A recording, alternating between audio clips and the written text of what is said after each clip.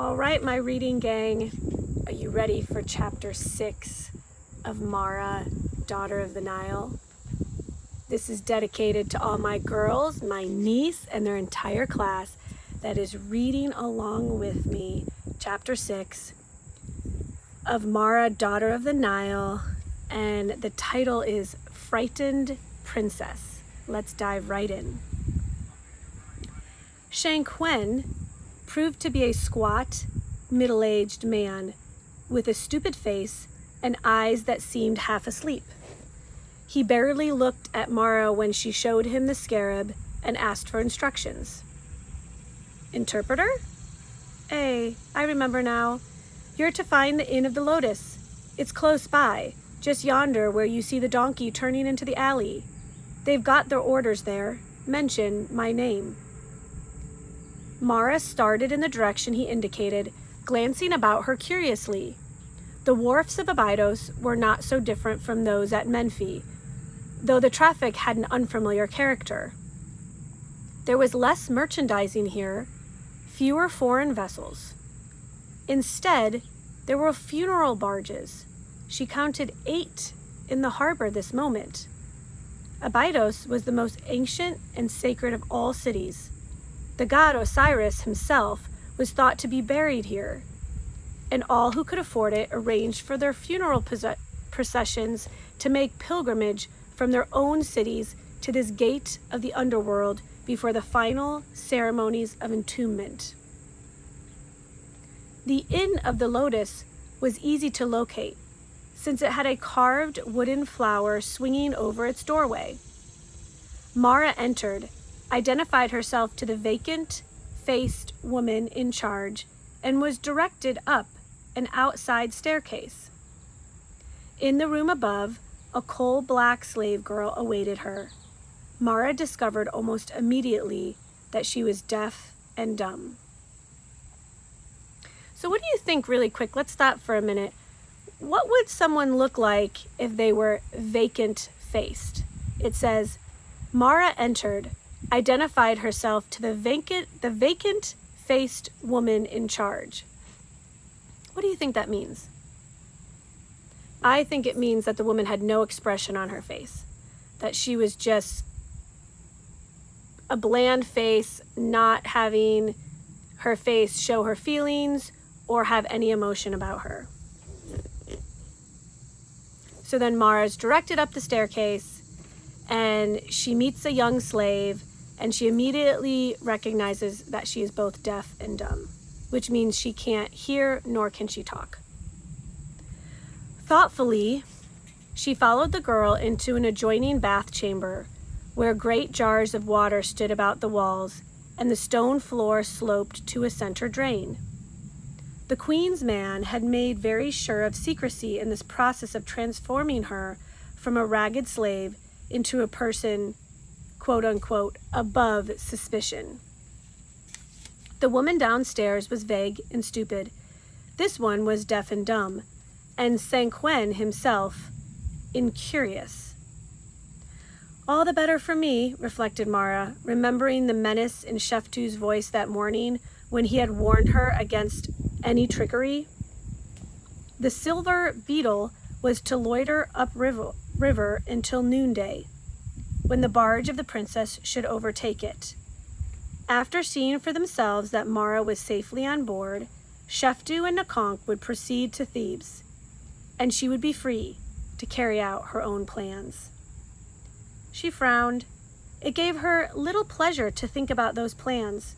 She turned her attention instead to the enjoyable ministrations of the black slave girl. The jars of water were poured over her. Her hair was cleansed and trimmed, and her body rubbed with scented unguents until it glowed. Then, leading her back into the first room, the slave pointed to a little carved chest that stood in one corner. Mara opened its lid, and the last of her uneasy humor vanished. There were piles of snowy linen leather sandals. She had never owned sandals in her life. Even the common sort, woven of palm fiber, There were a few pieces of jewelry, colored sashes, a warm white woolen coat, deeply fringed. There was a whole wardrobe in that chest, even to the pots and vials containing scents and cosmetics. It was too lavish. It was scaled perfectly to the needs of a priest's daughter, the role Mara was to play. But to her, it was unimaginable luxury. And as she shook the garments out one by one and looked at them, she felt again the fierce determination that nobody must stand in the way of her possessing such things always. Freedom and gold and a life worth living. Gardens with lotus blooming in the fish pool. Roast duck and honey on the table. Rows and rows of papyrus scrolls on the shelves in a beautiful room. So she dreamed as the girl dressed her in an ankle-length sheath of white linen, secured the wide straps over her bare brown shoulders, and wound a cinnamon-colored sash twice around her waist, looping it in front so that the ends fell luxuriously to her sandals. Her hair was combed to glossy smoothness, scented and delicately oiled. Her eyelids were properly painted, with brows and lash line elongated almost to her temples. There were gold bands for arms and ankles too, and a broad collar formed of cylindrical beads enameled the same deep radiant blue as her eyes. She put away the little copper mirror at last, with a sigh of content. It had been a long time since she had enjoyed even the near necessity of eye paint, which all Egyptians, men and women, considered essential to a decent appearance. And the rest was elegance undreamed of.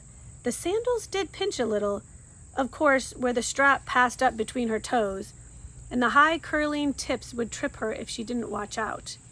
She was not accustomed to such grandeur. Never mind, she would grow accustomed to it. Only a gutter snipe went barefoot. Followed by the slave who padded silently behind her carrying the chest, she returned to the wharf. Shank Wen was now sitting on a folded stool on the deck of the princess barge, staring apathetically at the cooks moving about on the attendant kitchen boat, which was moored nearby. Mara glanced up, shading her eyes. "Let down a ladder, please." He turned toward her, then leaned over the gunwale. His sleepiness gone. "You're the interpreter?" he asked uncertainly. "Yes." "The same one?" "Of course. I identified myself not half an hour since." His thick lips curled into a smirk. "But you look different now." "Indeed."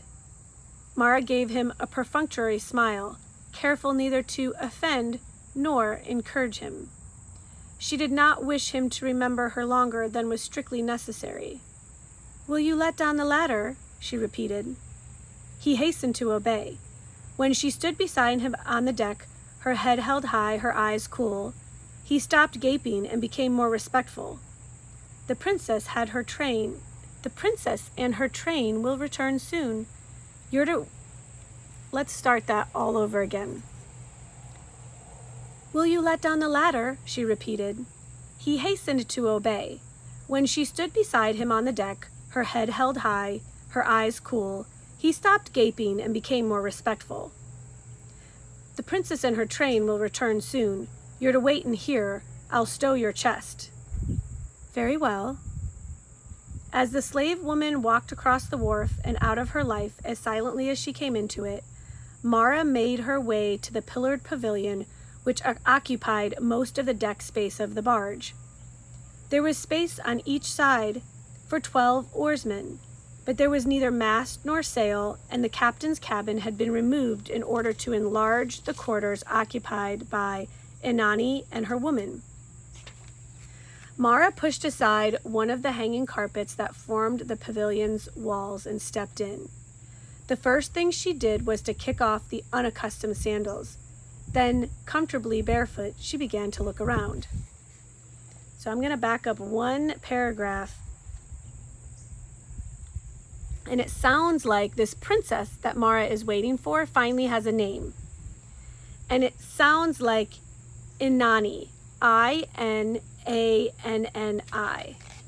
You can see it right here. Inani.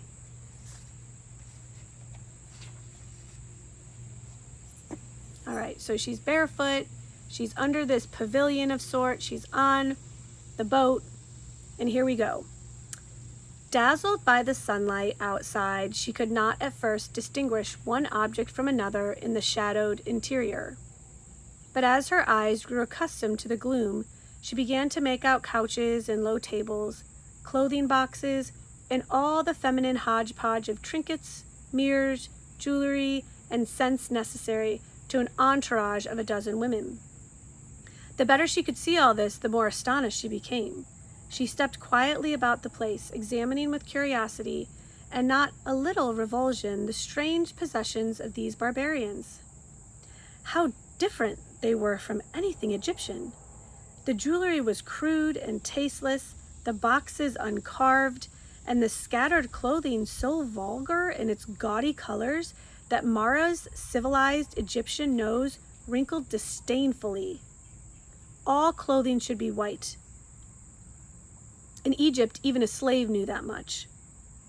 Except for the furniture, which was like the barge had been built in Thebes, there was nothing in the pavilion which looked as if it might have a connection with a high-born princess. Princess, scoffed Mara inwardly. Probably some shepherd's daughter whose father bullied a few neighbors into calling him king. Turning her back on the untidy room, she stretched full length on one of the couches and fell to wondering what life might be like in Pharaoh's palace. She had not long to wait before the cries of a runner. "A breck! A breck! Take care! Take heart to thyself!" warned her that the train of the princess was approaching. Hastily groping for her sandals, Mara listened as the hubbub reached the water's edge.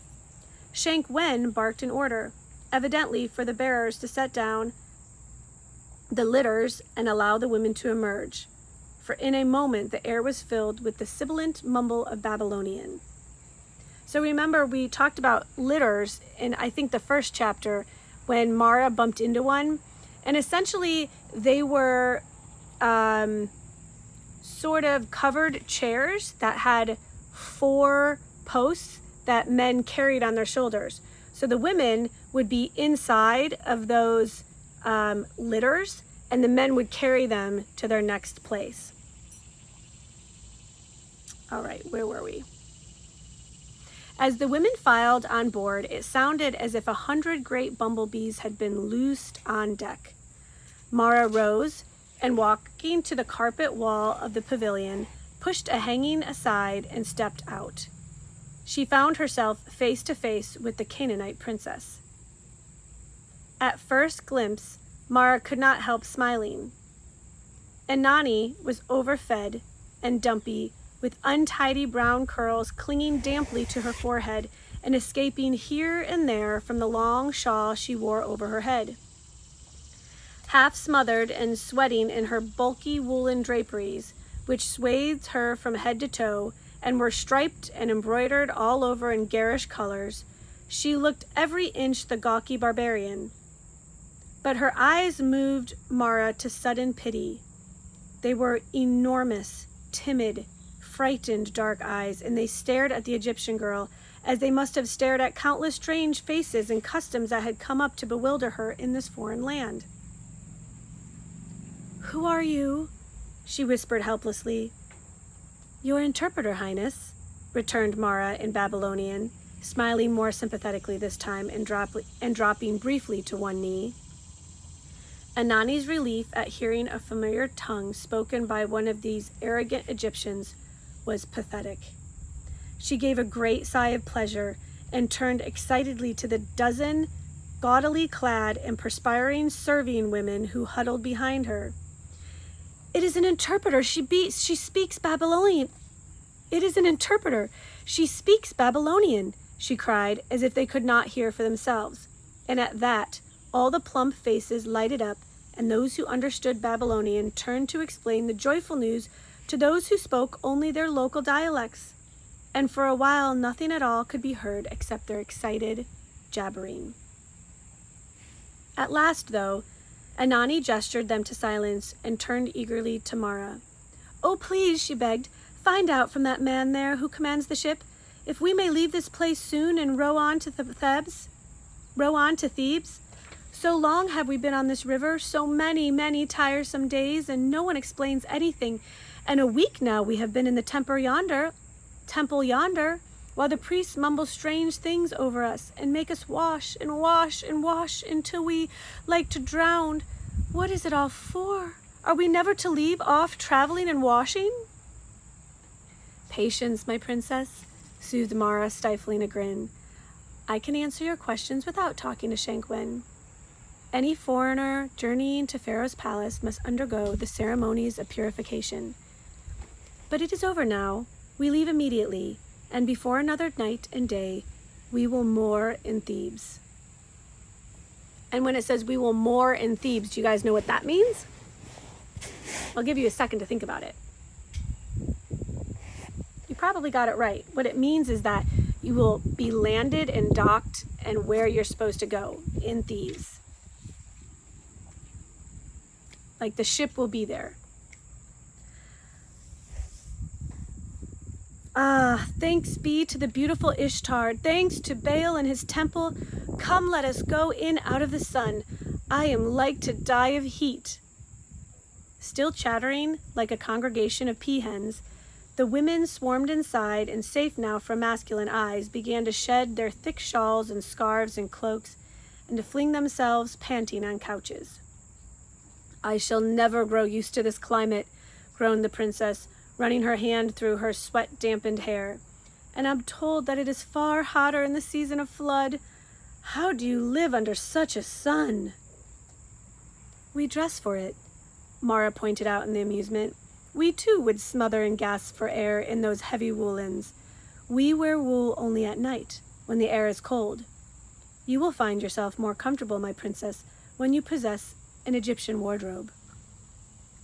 Inani glanced at Mara's bare shoulders and sheer, narrow garment and blushed crimson. "Oh, I could never wear those things," she gasped. "Shocking! My brothers told me this was a dangerous and wicked land, for all that the temples are paved with silver." Mara laughed outright at this.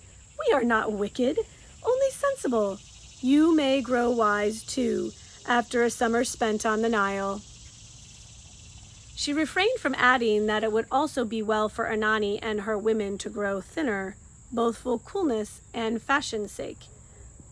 The vision of these fat Syrians in the narrow Egyptian sheaths filled her with mirth. Almost at once they could hear Shankwen's bellowed orders and the bustle of casting off. In a short time the barge was maneuvered through the funeral traffic in the harbor. And as they picked up speed on the open river, the cool north breeze began to drift through the pavilion. Most of the Syrians went gratefully to sleep, but for some time Inani kept Mara busy with questions about Egypt and the king and the golden palace for which they were headed. Mara gave what answers she knew, and glibly invented the others. But finally the princess, too, dropped into uneasy slumber, and Mara rose and tiptoed out to the open deck. The fragrance of roasted meat from the attendant kitchen boat had warned her that noonday was near. Standing at the prow, shading her eyes against Ra's dazzling beams, she soon located the silver beetle standing off the west bank. As she watched, the broad sail rose rib by rib like a gigantic fin, and the vessel moved into the middle of the stream. The closer it came, the faster Mara's heart pounded. She searched its trim decks, so familiar to her, and yet somehow different and strange because she stood apart from them now. She spotted Nakonk bellowing some order up into the rigging and could almost feel the tug in her own body as the wind filled the sail. And at last she saw Sheftu, a still, sun-flooded figure with his face in shadow, leaning with that deceptive laziness near the great sweep at the stern. He gave no sign, nor did she. though for a moment they could almost have clasped hands over the narrow stretch of green water between them. Then slowly the distance widened as the beetle gathered speed and drew ahead of the more ponderous barge. Not until the sail grew small in the distance did Mara turn back to the shadowy pavilion, feeling lonely and unreasonably depressed. Soon she would walk the gleaming pavements of the golden house, Pharaoh's palace, but soon also she must face her second meeting with that new master. The war hawk is coming. It meant nothing to her, but no doubt it would to the granite-jawed one. Ah, gods of Egypt, what a little time Sheftu had to live. All right, that was chapter 6.